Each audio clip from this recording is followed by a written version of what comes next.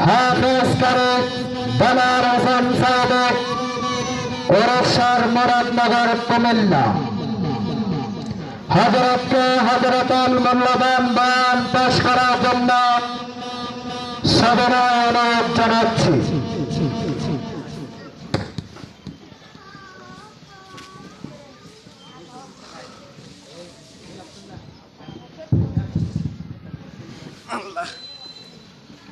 السلام عليكم ورحمة الله وبركاته.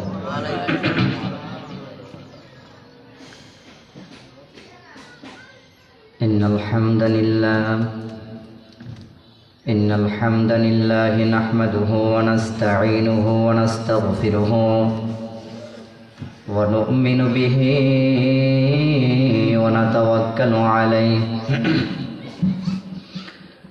ونعوذ بالله من شرور أنفسنا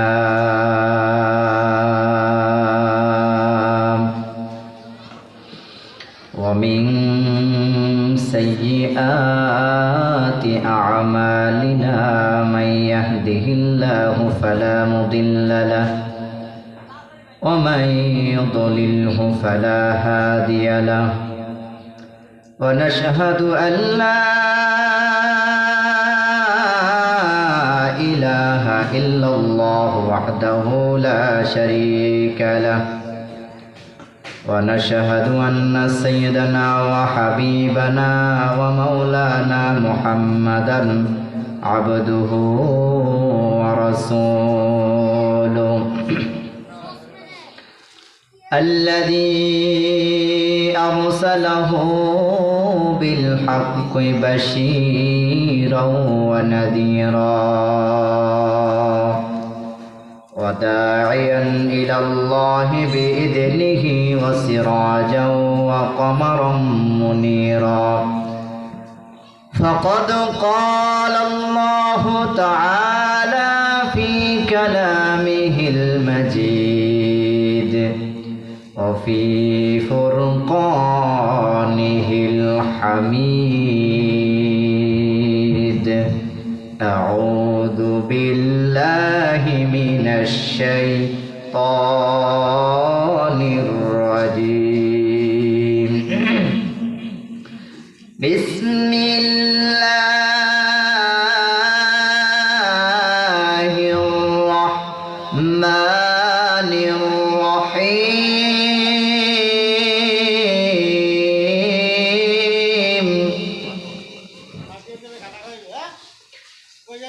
ألف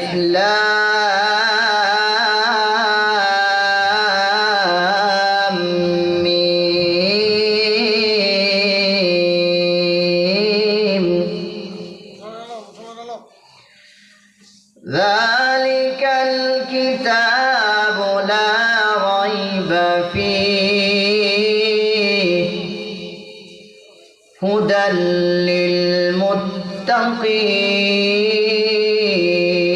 للمتقين وقال تعالى إن الله وملائكته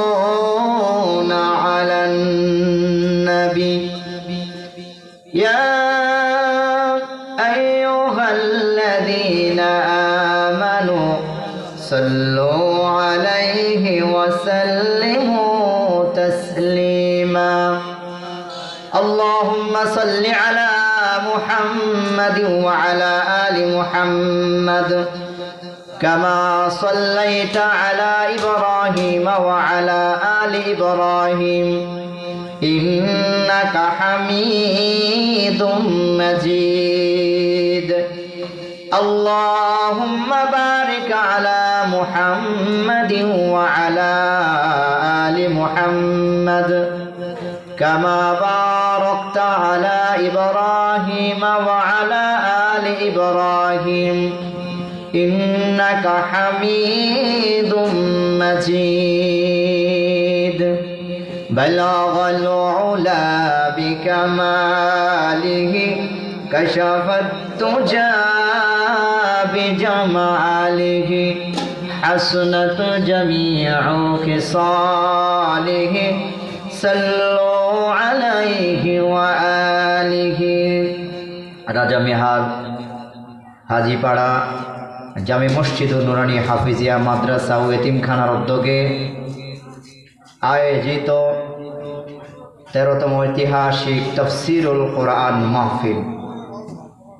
আজকের মাহফিলের সম্মানিত সভাপতি, বিশিষ্ট সমাজসেবক, শিক্ষা অনুরাগী জনাব আলী আহমদ খান,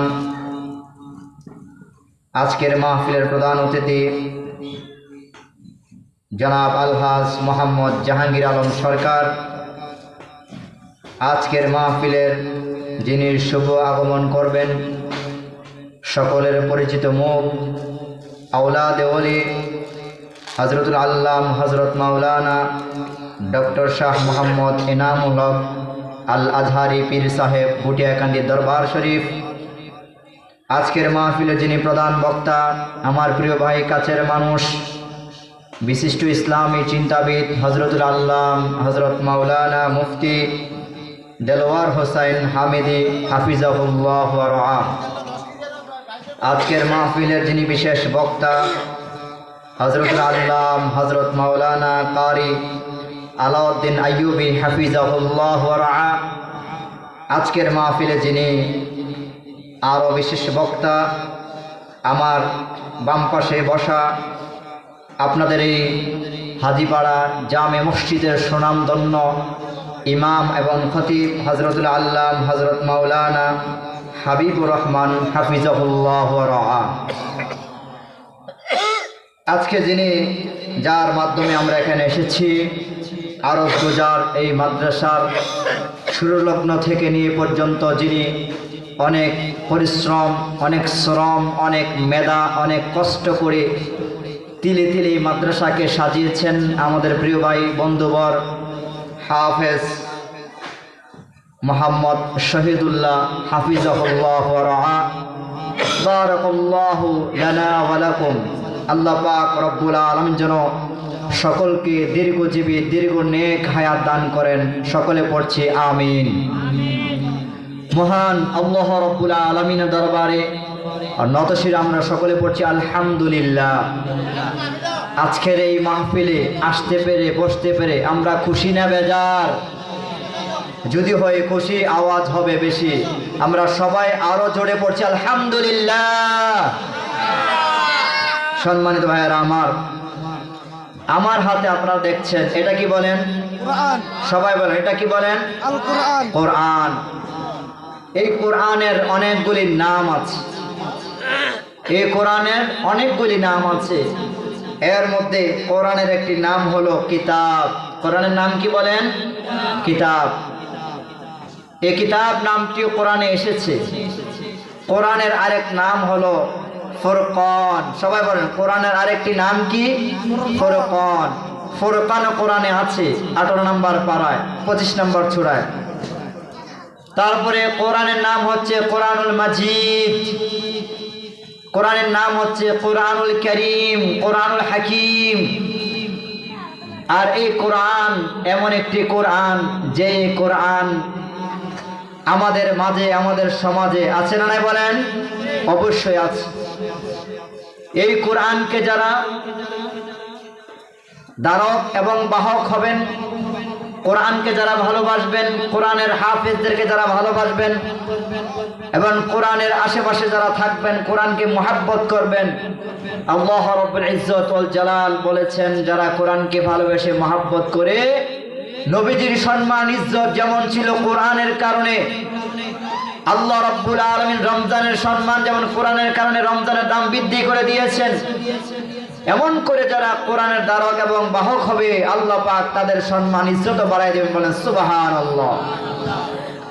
আল্লাহ রাব্বুল আলামিন বলেছেন, এমন একটি কোরআন, এমন একটি গ্রন্থ তোমাদের মাঝে আমি দিলাম, যে কোরআন তোমাদের মাঝে আমি দিলাম, এমন একটি গ্রন্থ, যদি গ্রন্থ তোমরা আমল করতে পারো, কোরআনকে আঁকড়ে ধরতে পারো, কোরআনের সম্মান ইজ্জত বুঝতে পারো, আমি আল্লাহ রাব্বুল আলামিন তোমাদের সম্মান মর্যাদা বাড়ায় দেবে। বলেন সুবহানাল্লাহ।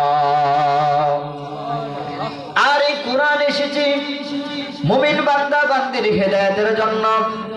কোরআন এসেছে মুমিন বান্দা বান্দি, শুধু মুমিন বান্দা বান্দি না, গোটা পৃথিবীর মধ্যে যত সৃষ্টিকুল রয়েছে, এর মধ্যে যত মানুষ রয়েছে, যত ইনসান রয়েছে, সমস্ত মানুষের হেদায়েতের জন্য আল্লাহ কোরআন নাজিল করেছে। আল্লাহ রাব্বুল আলামিন বলেন, শাহরু রমাদানাল্লাযী উনজিলা ফীহিল কুরআন হুদাল লিন-নাসি ওয়া বায়্যিনাতিম মিনাল হুদা ওয়াল ফুরকান। আল্লাহ পাক রব্বুল আলামিন পবিত্র কোরআনুল কারীমের মধ্যে বলেন, এই কোরআন এসেছে মানুষের হেদায়েতের জন্য। মানুষের হেদায়েতের জন্য কোরআন এসেছে। ১৫০০ বছর আগে কোরআন এসেছিল। মানুষ যারা গ্রহণ করেছে, যারা বেদিন ছিল, কাফের ছিল, মুশরিক ছিল, বেঈমান ছিল, রাসূলের দুশমন ছিল, যারা গ্রহণ করেছে তারাই হেদায়েত প্রাপ্ত হয়েছে, তারাই ভাগ্যবান হয়েছে, তারাই কল্যাণকামী হয়েছে। বলেন সুবহানাল্লাহ। যারা মেনেছে তারা হেদায়েতকামী হয়েছে। যারা রাসূলের পথ ধরেছে, কোরআনের পথ ধরেছে, কোরআনের কথা শুনেছে, ঈমান এনেছে, তারা তাদেরই কল্যাণকামী হয়েছে। বলেন সুবহানাল্লাহ। পক্ষান্তরে যারা কোরআন পাওয়ার পরও, কোরআনের দাওয়াত পাওয়ার পরও যারা গ্রহণ করতে পারে নাই, যারা মূল্যায়ন করতে পারে নাই, তারাই ক্ষতিগ্রস্তের মধ্যে পড়ে গেছে, তারাই লসের মধ্যে পড়ে গেছে। আর যারা মূল্যায়ন করেছে, রাসূলকে ভালোবেসেছে, কোরআন আনার কারণে, কোরআন দাওয়াত দেওয়ার কারণে, ঈমান আনার কারণে যারা মূল্যায়ন করেছে, আল্লাহ পাক রব্বুল আলামিন খুশি হয়ে গেছে। রাদিয়াল্লাহু আনহুম ওয়া রাদওয়ান, তারাই তো সাহাবায়ে কেরাম, তাদের প্রতি আল্লাহ পাক সন্তুষ্ট হয়ে গিয়েছে। বলেন সুবহানাল্লাহ। আজ আমাদের দেশে, আমাদের সমাজে কোরআন আছে না নাই? বলেন। আমাদের সমাজে কোরআন আছে, আমাদের ঘরে ঘরে কোরআন আছে। তবে দুঃখজনক হলো সত্য কথা, যে কোরআন আছে, কোরআন ঘরের শোকেসের উপরে আছে, ঘরের থাকের ভিতরে আছে, কিন্তু কেমন কপাল পোড়া মুসলমান জাতি কোরআন ধরো চায় না। কথা বলেন ঠিক না বেটি? তাদের ভাগ্য কিভাবে পরিবর্তন হবে? তাদের ভাগ্য তো পরিবর্তন হবে তখনই যখন তারা, যেই কোরআন তাদের শোকেসে আছে, আলনায় আছে, আলমারির মধ্যে আছে, তখন তারা কোরআন পড়বে, কোরআন বুঝবে, কোরআন অর্থ বুঝবে, আমল করবে, জিন্দেগি পরিবর্তন করবে, সমাজ চালাবে, রাষ্ট্র চালাবে, ইসলামের ঘাঁটি হয়ে যাবে, কোরআন দিয়ে সমাজ চালাবে, সুন্দর জীবন চলবে। তখন কোরআন মূল্যায়ন করেছেন, আর কোরআন মূল্যায়ন করার কারণে আল্লাহ পাক রব্বুল আলামিন প্রত্যেকটা মানুষের মর্যাদা আল্লাহ পাক বৃদ্ধি করে দিবেন। বলেন সুবহানাল্লাহ। কোরআন মানলে সমাজে শান্তি আসবে, কোরআন মানলে রাষ্ট্রে শান্তি আসবে, কোরআন মানলে সব জায়গায় শান্তি আসবে, কোরআন মানলে ছেলেমেয়েরা শান্তিতে থাকতে পারবে, কোরআন মানলে এলাকার মানুষ শান্তিতে থাকতে পারবে, কোরআন যেই মেম্বার মানবে ওই মেম্বার এলাকা শান্তিতে থাকতে পারবে, কোরআন যে চেয়ারম্যান মানবে ওই ইউনিয়ন শান্তিতে থাকতে পারবে, কোরআন যে এমপি মানবে ওই এমপির এলাকার লোকেরা, ওই থানার লোকেরা শান্তিতে থাকতে পারবে, কোরআন যে রাষ্ট্রের ভিতরে মানবে, যে কোরআন প্রধানমন্ত্রী যে কোরআন মানবে, প্রধানমন্ত্রী কোরআন দিয়ে রাষ্ট্র চালাবে, ওই দেশের ভিতরে চুরি ডাকাতি হাইজ্যাকার আর থাকবে না, ওই সমাজে লুণ্ঠনকারী থাকবে না, চাঁদাবাজ থাকবে না, সন্ত্রাস থাকবে না, খুনি থাকবে না, ডাকাতি থাকবে না। জোরে বলার কথা ঠিক না বেটি? তাহলে মানতে হবে কি বলেন? কোরআন মানতে হবে কি বলেন? আর আল্লাহ পাক ১৫০০ বছর আগে চ্যালেঞ্জ করেছেন, এই কোরআনে কোনো ভুল বা সন্দেহ নাই। বলেন সুবহানাল্লাহ। আমিও সেই আয়াতে কারিমা তেলাওয়াত করেছি। কোরআনুল কারীমের প্রথম নাম্বার পারা, দ্বিতীয় নাম্বার সূরা আল বাকারার ২য় নাম্বার আয়াত আপনাদের সামনে তেলাওয়াত করেছি। প্রথম এবং দ্বিতীয় নাম্বার আয়াত আল্লাহ পাক রব্বুল আলামিন যালিকাল কিতাব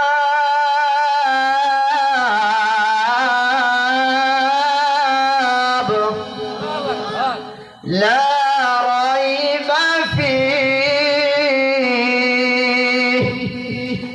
হুদাল লিল মুত্তাকিন।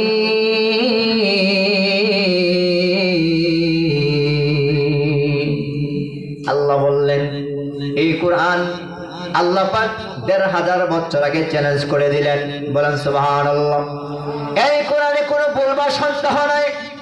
আরে ভুল তো দূরের কথা, কোনো সন্দেহ নাই, সন্দেহের অবকাশ নাই। এই কোরআন আল্লাহ পাক রব্বুল আলামিন মুত্তাকিনদের জন্য হেদায়েত স্বরূপ দিয়েছেন এবং পথ দেখানোর জন্য নির্দেশনা দিয়েছেন। বলেন সুবহানাল্লাহ। সুবহানাল্লাহ বলেন। তাহলে এই কোরআনের ভিতরে কোনো ভুল বা সন্দেহ আছে নাকি বলেন? এই কোরআন মাদ্রাসার মধ্যে পড়ে, এই কোরআন মাদ্রাসার ছাত্ররা পড়ে, রাত্রে নিশীথে পড়ে, দিনের ভিতরে পড়ে, সকালে পড়ে, সন্ধ্যায় পড়ে, সব সময় পড়ে কোরআন। আর কোরআন পড়ে সমাজের জন্য দোয়া করে, রাষ্ট্রের জন্য দোয়া করে, পিতা মাতার জন্য দোয়া করে। এমন ভাগ্য যার, তার সন্তান মাদ্রাসায় পড়ে, কোরআন পড়ে সবার জন্য দোয়া করে। এই তো কোরআন। এটা নি বলেন। এই কোরআনে পড়ে আপনার ঘরে যে কোরআন, আপনার চোখের উপরে যে কোরআন, এই কোরআনে হাফিজে মাদ্রাসায় পড়ে, এই কোরআনে হাজিপাড়া মাদ্রাসা ছাত্ররা পড়ে, ছাত্ররা প্রত্যেক দিন পড়ে যালিকাল কিতাবু লা রাইবা ফীহি হুদাল লিল মুত্তাকিন পড়তেছে। আর এই কোরআন তোমরা যদি মানতে পারো যে কোরআনে কোনো ভুল বা সন্দেহ নাই, যেহেতু আল্লাহ চ্যালেঞ্জ করেছে, এই কোরআন তোমরা যদি মানতে পারো, আমল করতে পারো, তাহলে আল্লাহ পাক তোমাদের জিন্দেগির মধ্যে কোনো সমস্যা রাখবে না। এই জন্য একটা স্লোগান আছে, সব সমস্যার সমাধান দিতে পারে আল কোরআন। পড়েন, সব সমস্যার সমাধান দিতে পারে আল কোরআন। কোরআন সুন্নাহ ছাড়া অন্য কোথাও শান্তি মিলবে না। সমাজতন্ত্র, রাজতন্ত্র, গণতন্ত্র শান্তি দিতে পারবে না যতক্ষণ না পর্যন্ত কোরআন প্রবেশ না করবে। আমার ভাইয়ের জন্য কোরআন কি বুকে আঁকড়ে রাখতে হবে। আপনার সন্তানকে কোরআন শিক্ষা দিতে হবে, মাদ্রাসা দিতে হবে। আপনার একটা সন্তান, আল্লাহ আপনাকে অনেক সন্তান দিয়েছে, একটা সন্তানকে যদি আপনি মাদ্রাসার মধ্যে দিয়ে যান, একটা সন্তান যদি মাদ্রাসার মধ্যে পড়াশোনা করে, ওই সন্তানটা লেখাপড়া করবে, কোরআন শিখবে। মাদ্রাসার মধ্যে গিয়ে প্রথমে হুজুর আউযু বিল্লাহ বিসমিল্লাহ সবক দেয় কি দেয় না, জোরে বলেন। আপনার সন্তান প্রথমে মাদ্রাসা গিয়ে পড়বে আউযু বিল্লাহি মিনাশ শাইতানির রাজিম বিসমিল্লাহির রাহমানির রহিম। আপনার সন্তান প্রথমে আউযু বিল্লাহ পড়বে, আল্লাহর কাছে বিতাড়িত শয়তান থেকে তিনি পানাহ চাচ্ছে। কারণ দুনিয়ার ভিতরে সবচেয়ে বেজার লাগায় শয়তান। ভাইয়ে ভাইয়ে দ্বন্দ্ব, মা বাবা দ্বন্দ্ব, সন্তান ছেলেকে দেখতে পারে না দ্বন্দ্ব, বাড়ি দ্বন্দ্ব, এক বউ আরেক বউর সঙ্গে দ্বন্দ্ব, বাবা সন্তানের সঙ্গে দ্বন্দ্ব, চাচা জেঠার সঙ্গে দ্বন্দ্ব। এই যে দ্বন্দ্বগুলি লাগায়, সব দ্বন্দ্ব হলো শয়তান লাগায়। আর এই শয়তান থেকে বাঁচার জন্য সর্বপ্রথম মাদ্রাসার ছাত্ররা উস্তাদ তাদেরকে সর্বপ্রথম সবক দেয় আউযু বিল্লাহি মিনাশ শাইতানির রাজিম। পড়েন, আউযু বিল্লাহি মিনাশ শাইতানির রাজিম। পরে শিক্ষা দেয় বিসমিল্লাহির রহমানির রহিম, বিসমিল্লাহির রহমানির রহিম। উস্তাদ শিক্ষা দেয় পড়ো তুমি তোমার প্রভুর নামে। বলেন সুবহানাল্লাহ। অন্যান্য প্রতিষ্ঠানের মধ্যে পড়াশোনা করলে পরে এভাবে শিক্ষা দেওয়া হয় না, কিন্তু মাদ্রাসার ভিতরে যখন এই পড়া হয় তখন হুজুর শিক্ষা দেয় বিসমিল্লাহির রহমানির রহিম। এই যে আমলের কথা বললাম, এই আমলটা আমরা সকলে করতে হবে, নারী পুরুষ সবাই করতে হবে। দেশের মানুষ, জনগণের মানুষ অথবা মহিলারা যারা রান্না বান্না করে, কাজকর্ম করেন, যে কোনো কাজ করেন, কাজ করার আগে শুরুতেই বিসমিল্লাহির রহমানির রহিম পড়া লাগবে। তাহলে কাজ শুরু করার আগে কার নামে শুরু করতে হবে? কার নামে শুরু করবেন? আল্লাহ নামে। কার নামে? আল্লাহ নামে। বলেন, মাদ্রাসায় শিক্ষা দেয় কি দেয় না? মাদ্রাসায় শিক্ষা দেয় কি দেয় না? যারা বলেন মাদ্রাসায় শিক্ষা দেয়। প্রত্যেক দিন ছাত্ররা আউযু বিল্লাহ পড়ে, বিসমিল্লাহ পড়ে, আল্লাহর নামে সব সময় পড়া শুরু করে। বলেন সুবহানাল্লাহ। মাদ্রাসা না পড়ে যারা স্কুলের মধ্যে পড়াশোনা করে, আমি স্কুল বিরোধী না, স্কুলে তো পড়াতেই হবে, অসুবিধা নাই, পড়ান আপনি। কিন্তু যেই ছেলেটা আদর্শবান হবে, মুত্তাকি হবে, আল্লাহওয়ালা হবে, হাফিজ হুজুর রহমতুল্লাহ আলাইহির মতো হবে, আল্লামা সাইদি রহমতুল্লাহ আলাইহির মতো হবে, আল্লামা শাহ আহমদ শফি রহমতুল্লাহ আলাইহির মতো হবে, মাদ্রাসায় পড়া ছাড়া এরকম আল্লাহওয়ালা নেক সন্তান কশ্চিনকালেও হতে পারে না। মাদ্রাসায় পড়া ছাড়া এমন আল্লাহওয়ালা সন্তান হতে পারে না। মাদ্রাসা সন্তান যখন মাদ্রাসার মধ্যে আসে, হুজুর তাদেরকে শিক্ষা দেয়, চমৎকার করে শিক্ষা দেয়। হ্যাঁ সন্তান, ভালো করে শোনো, বেয়াদবি করবা না, রাস্তাঘাটে চলাফেরা যখন করবে তখন তুমি সালাম দিবা। একটা আশ্চর্য ঘটনা আমি আপনাদেরকে বলি, প্রত্যেকদিন আমি কিন্তু এই রাস্তা দিয়ে আসা যাওয়া করি। মাঝে মধ্যে যে ছাত্রগুলা, ছোট্ট ছোট্ট বাচ্চা, এখনো নিজের নাম বলতে পারে না, আমার আশ্চর্য লাগে। আল্লাহ পাকের নিয়ামত, আল্লাহ পাক রব্বুল আলামিন যেই সন্তানকে, যেই মা বাবা তাদের সন্তানকে মাদ্রাসার মধ্যে দেয়, সন্তানগুলি কি হয় একটু খেয়াল করেন। আমার আশ্চর্য লাগে, যখন সন্তানগুলি আসে রাস্তা দিয়ে, যখন মাদ্রাসা ছুটি দিলে যায় অথবা আসে মাদ্রাসার ভিতরে, তখন ছোট্ট ছোট্ট বাচ্চারা চমৎকার করে সালাম দেয়, আসসালামু আলাইকুম ওয়া রাহমাতুল্লাহ। বলেন সুবহানাল্লাহ। এই সন্তানগুলি কি দেয়? সালাম দেয়। আমি এমনও সন্তান দেখেছি, এমনও ছাত্র দেখেছি, যে ছাত্রগুলি বড় হয়ে গিয়েছে, কত আলেম উলামার সামনে যায়, সালাম তো দূরের কথা, এই যে একটা আদব, এই আদবটা তার ভিতরে নাই। কিন্তু যখন আপনার সন্তানটারে মাদ্রাসার মধ্যে দিবেন, সে বুঝুক আর না বুঝুক, বড় হোক আর ছোট হোক, অন্তত এই জিনিসটা করে। আপনাকে দেখলে কি দিবে বলেন না? সবাই বলে না, কি দিবে? সালাম দিবে। সুবহানাল্লাহ। এই আদবটা কে শিখায় বলেন? মাদ্রাসায় শিখায়। ও মা, আপনার একটা সন্তানকে যদি মাদ্রাসার মধ্যে দিয়ে দেন, যখন মাদ্রাসা থেকে সে হাফেজ হবে, আলেম হবে, মাদ্রাসা ছাত্রদের জন্য ফেরেশতারা দোয়া করে, জানেন কিনা? মাদ্রাসা ছাত্রদের জন্য দোয়া করে, গর্তের পিপিলেরা কারা দোয়া করে, মাদ্রাসা ছাত্রদের জন্য দোয়া করে, সমুদ্রের মাছেরা দোয়া করে, মাদ্রাসা ছাত্রদের জন্য অন্য পশু পাখিরা দোয়া করে, মাদ্রাসা ছাত্রদের জন্য দোয়া করে, বনের পশু পাখিরা দোয়া করে। বলেন সুবহানাল্লাহ। হিংস্র বাঘ মাদ্রাসা ছাত্রের জন্য দোয়া করে। আমি আর আপনি সাপ দেখলে ডরাই, ভয় পায়, ওই সাপও মাদ্রাসা ছাত্রের জন্য দোয়া করে, কারণ তারা আল্লাহর কোরআন নিয়ে গবেষণা করে, তারা আল্লাহর কোরআন পড়ে। আল্লাহ পাক রব্বুল আলামিন তাদের উপরে খাস রহমত দিয়ে রাখেছেন। কোন সুবহানাল্লাহ। আসমানের নিচে, জমিনের উপরে যত মাখলুক রয়েছে, সমস্ত মাখলুক মাদ্রাসা ছাত্র ছাত্রীদের জন্য দোয়া করে। বলেন সুবহানাল্লাহ। একটা সন্তানকে যদি আপনি মাদ্রাসা পড়াতে পারেন, দ্বীনি শিক্ষা দিতে পারেন, আশা করা যায় এই সন্তানের উসিলা আপনাকে আল্লাহ জান্নাত দিতেও পারে। বলেন সুবহানাল্লাহ।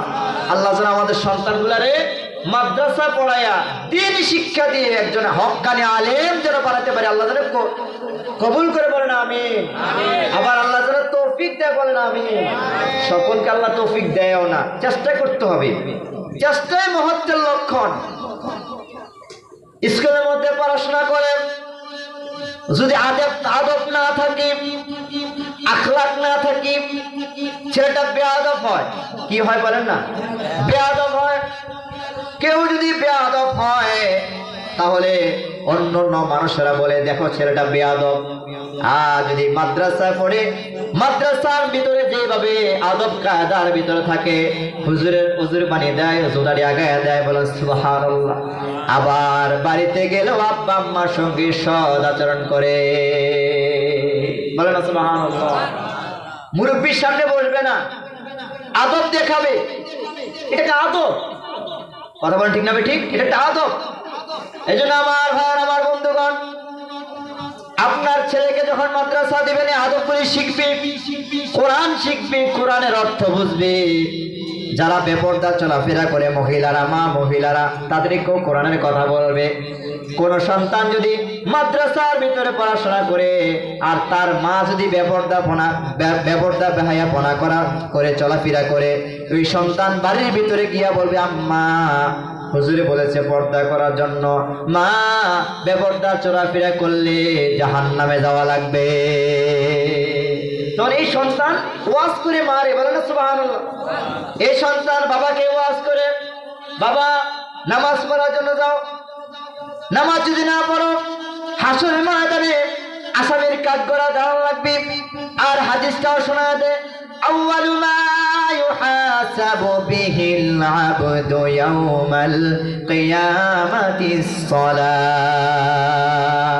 বাবারে ওয়াজ শোনায় দেয় সন্তান, ও বাবা তুমি কি জানো, তুমি যদি নামাজ না পড়ো, রাসূল বলেছে কিয়ামতের দিন সর্বপ্রথম বান্দার নামাজের হিসাব নেওয়া হবে। কিয়ামতের ময়দানে বান্দার নামাজের হিসাব নেওয়া হবে। সন্তান ওয়াজ করে মারও শোনায়, বাবাকেও শোনায়, বলেন সুবহানাল্লাহ। এমন একটা সন্তান মাদ্রাসা দিবেন তো ইনশাআল্লাহ? মাদ্রাসা দিবেন তো ইনশাআল্লাহ? মাদ্রাসা দিবে, মাদ্রাসা দিলে কোরআন শিখবে, হাদিস শিখবে, সন্তান পরিবর্তন হয়ে যাবে। এবার আপনার সন্তানকে যদি ভালো সুশিক্ষায় দিতে চান, মাদ্রাসা পড়াবেন।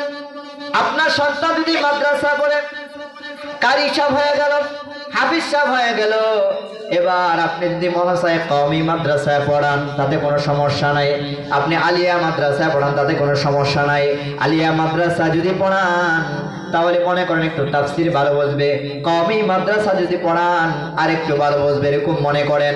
আবার যদি আপনি তাকে স্কুলেও পড়ান, এই কথাটা তার নলেজ দিবেন, বাবা তুমি কিন্তু একজন হাফেজে কোরআন।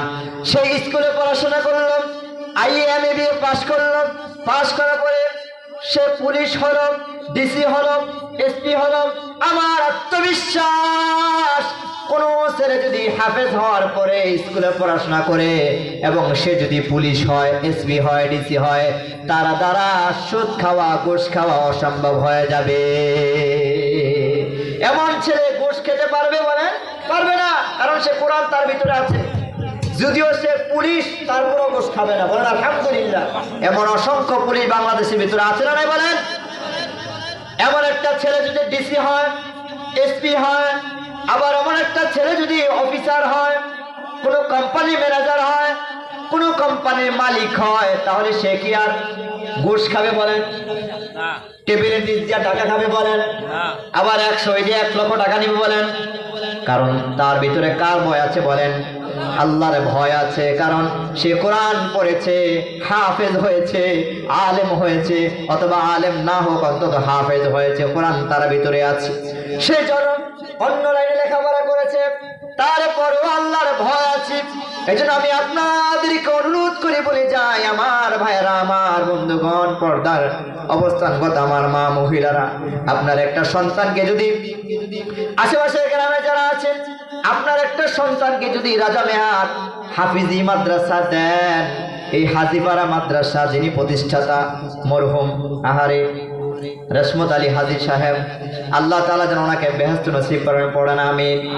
এই যে ব্রিজ যেখানে আছে আমি সাক্ষী, আজ থেকে 13 বছর আগে এই জায়গাটা গর্ত ছিল, খাল ছিল, পানি ছিল। আমাকে অনেক মহব্বত করতো তিনি। এই রাস্তা দিয়ে যখন আমি হাঁটতাম আমাকে ডাক দিতেন, বলতেন হাবেজ সাহেব একটা পরামর্শ দেন। আমি অতটুকু জানি তিনি হজের টাকা দিয়া হলো, তিনি আল্লাহু আকবার, হজের টাকা দিয়া তিনি এই খাল পুরাইয়া আল্লাহ পাক তারে কবুল করেছেন, তিনি মাদ্রাসা দিয়েছে। এখানে ছিলেন আমার আরেক বন্ধু ফয়েজুল্লাহ ভাই, পরে তো শহীদুল্লাহ ভাই আসছে, আগের বন্ধুকে ফয়েজুল্লাহ ভাই। এই ফয়েজুল্লাহ ভাই এবং কি আমি এবং এই আমাদের হাজী সাহেব, আল্লাহ যেন তারা হাজী হিসাবে কবুল করেন, পড়েন আমিন। আল্লাহ তাআলা যেন তার প্রত্যেকটা নেক আমল কবুল করেন, পড়েন আমিন। এই লোকটা অত্যন্ত সরল মানুষ ছিল, ভালো মানুষ ছিল। এই মানুষটার পরিশ্রমে এই মাদ্রাসা হয়েছে। আপনারা আপনাদের সন্তানগুলারে এই মাদ্রাসার মধ্যে দিবেন, ইখলাসের সাথে দিবেন, সহি নিয়ত করে দিবেন। নিয়ত করবেন কি বলেন? সহি নিয়ত করবেন। আল্লাহ যেন আপনার সন্তানকে হাফিজ হিসাবে কবুল করেন, আর কোরআনের হাফেজ হিসাবে কবুল করে আপনার সন্তান যেন, আরেকটা আশা রাখবেন, আপনার সন্তান যেন আপনার জানাজার নামাজের ইমামতি করতে পারে। এটা পারবেন তো ইনশাল্লাহ? দোয়া করবেন, সেও দোয়া করবো, আপনিও দোয়া করবেন, তাহাজ্জুদের নামাজ পড়ে দোয়া করবেন। আপনার সন্তানও গভীর রাতে উঠে তাহাজ্জুদ পড়ে দোয়া করে, আপনিও দোয়া করবেন, আল্লাহ আমার সন্তানকে দিয়েছি মাদ্রাসার ভিতরে, আমার সন্তানকে তুমি হাফেজ বানাও, আলেম বানাও, সে যেন আমার জানাজার ইমামতি করতে পারে। আমার ভাইয়েরা, আজকে অন্য বিষয় আলোচনা করিনি, অল্প সময় যে আলোচনাটা করলাম, আল্লাহ পাক রব্বুল আলামিন আমাকে আপনাকে সকলকে আমল করার তৌফিক দান করেন, আমিন। আর এই মাদ্রাসায় যেন আল্লাহ পাক কিয়ামত পর্যন্ত কায়েম এবং দায়েম রাখেন, সবাই পড়েন আমিন। হাদা মা ইনদি ওয়াল মা ইনদাল্লাহ আলাইহি তাওয়াক্কালতু ওয়া ইলাইহি উনীব। আসসালামু আলাইকুম ওয়া রাহমাতুল্লাহি ওয়া বারাকাতুহু।